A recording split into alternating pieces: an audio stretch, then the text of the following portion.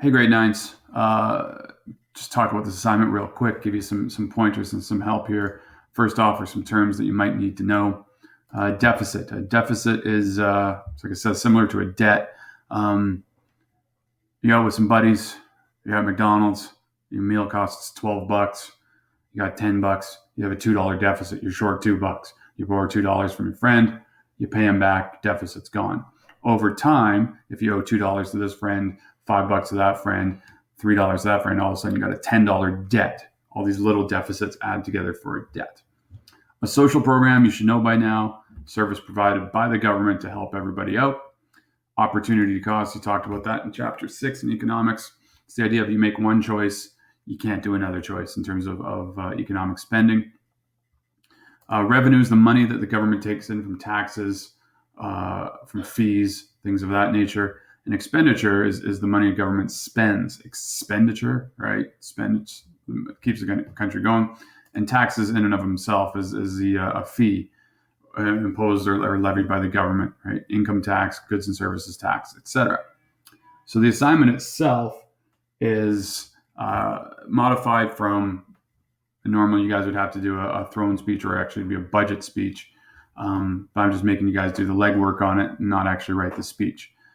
There's three main parts to it, four including one of the charts there. All right, so first part is why, what does each government do? Why do they want the money? Now, this is an older assignment. I'm just going to open up my pen here. Just a pen. Oh, there's the pen. Let's go with black. We're no longer at war in Afghanistan. We don't have to rebuild Afghanistan.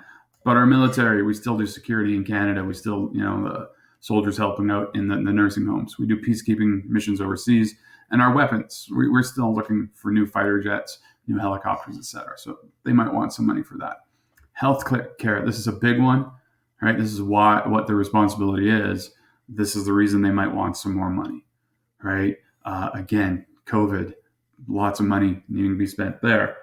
Welfare is part of what we call the social safety net. The social safety net is what we have in Canada. That it's like you're on the trapeze or the high wire and you fall off, where you get caught in a safety net. The social safety net is the idea that it allows all Canadians to have a basic standard of living. It allows, like, if you lose your job, you shouldn't lose your home. If you get injured on the job, right, you should still have some money. We're going to have a pretty big recession with COVID as well. A lot of people going on welfare, employment insurance, things of that nature. They're going to need some help with that. Policing and the Coast Guard, right? CSIS, that's our security. It's like our CIA and our FBI kind of thing. They fight terrorism, sovereignty, making sure the Arctic is going to remain Canadian.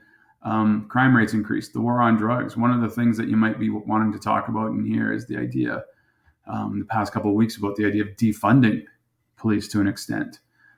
Should we be looking at that? Might want to consider it. I don't know if it's a good idea or a bad idea yet. I'm still making my own mind up about that. Education, this is not for K through 12. This is post-secondary university type of institutions, as well as some kind of incentives for different disadvantaged groups to do it. One of the big things is student loans. Talks about the brain drain over here. Brain drain is the fact that we train lots of people in Canada at our fantastic universities, and then they all move to the States or they move overseas. We want to reduce that as much as possible. Give them incentives to stay here, make it more affordable for them to stay here, or train more people at post-secondary in order for them to that we still have people left in Canada. Pensions and social services, again, it's part of the safety net. Pension plan is when you retire. Employment insurance if you lose a job. Affordable housing, veterans benefits.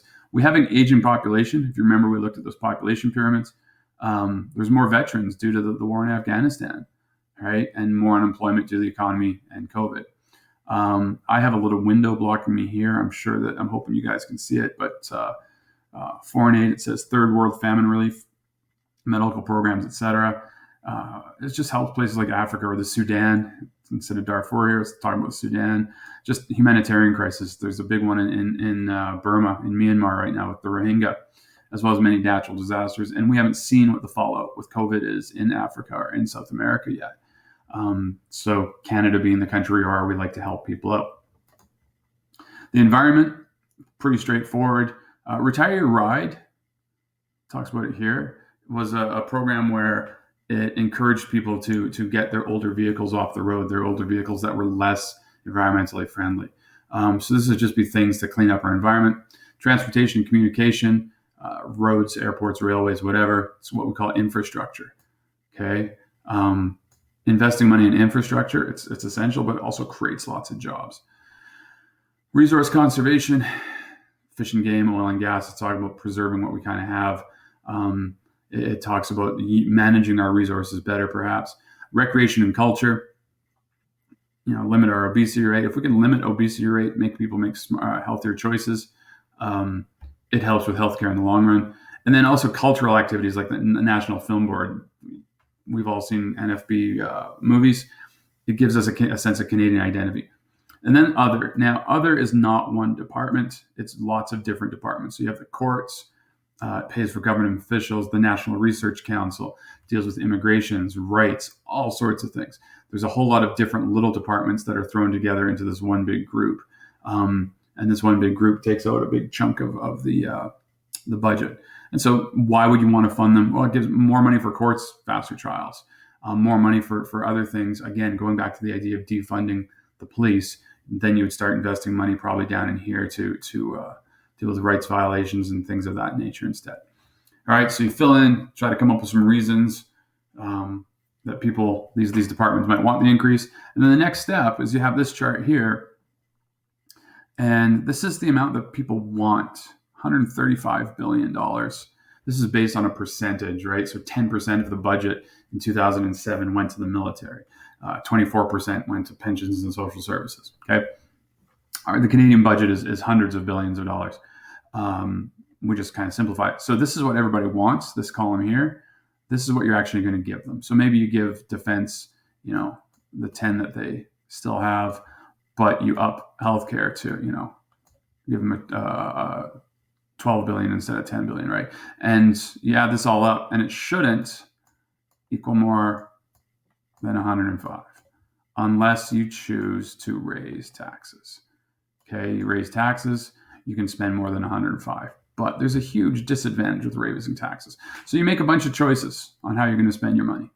Okay, you add it up, it should be that 105 number. It means you can cut stuff, you can add stuff, but you shouldn't exceed that. Okay, this is how much we pay for our debt. 15% of our budget goes to servicing the debt. You can't change that. We got to pay our debt back. Okay. So here's taxes, right? There's pros, cons to everything. So you could increase personal taxes by 1%, which would give you $4 billion extra to spend. But that means people are spending less money, right? You can increase or decrease the GST, adding or subtracting $2 billion. Privatize certain parts of healthcare, right? Make certain services private, right? So you like the American model that you pay for what you want. That'll give you some extra money, but it's kind of almost anti-Canadian, some people would argue. And then increase corporate taxes. That's like taxes on big business, gives you an extra $3 billion. So you decide all those types of things, and then you start justifying it, right? This would be your planning template, but this is what you guys are going to do. You're going to say, this is the department I want to give an increase to. This is the reason, and which one's the most important down through. And then your least important, like which ones do you think, yeah, maybe I can cut back on? And then you answer these questions. I think I got rid of those ones for you guys. How will your decisions, which is important, not impact it? Should be fairly obvious. Are you more market economy based on your decisions? Are you more mixed? Are you more command? Which groups will benefit? So what types of groups will benefit from your decisions? Which groups will be negatively impacted? Okay, so hopefully that helps you, gives you a sense of what you need to do. And good luck, and can't wait to see what you guys come up with. All right.